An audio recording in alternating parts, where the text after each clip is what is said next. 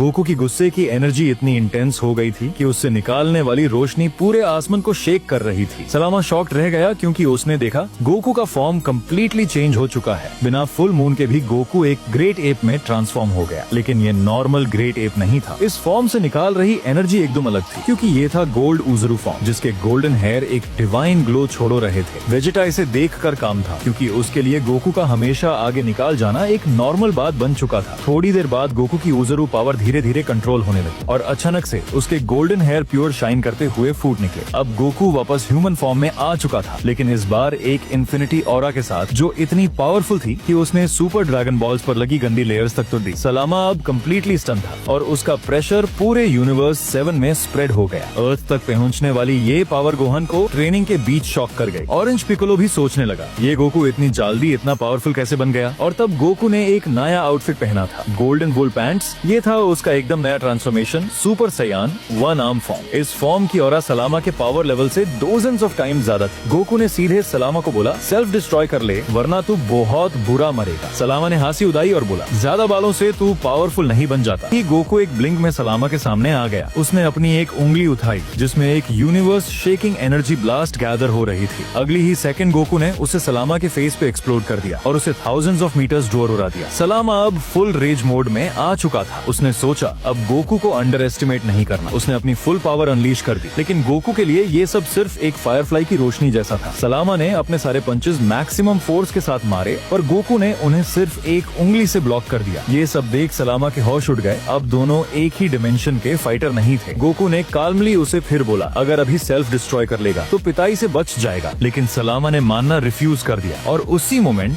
Goku का पंच उसके face पे डायरेक्टली क्रैश हुआ। स्पीड इतनी इंसेन थी कि सलामा रिएक्शन भी नहीं कर पाया। अगले ही पल गोकू ने अपने लाइटनिंग फास्ट पंचेस से सलामा को एकदम टॉक्सिक बीट डाउन दे दिया। हंड्रेड्स ऑफ पंचेस सलामा के ऊपर गिर गए।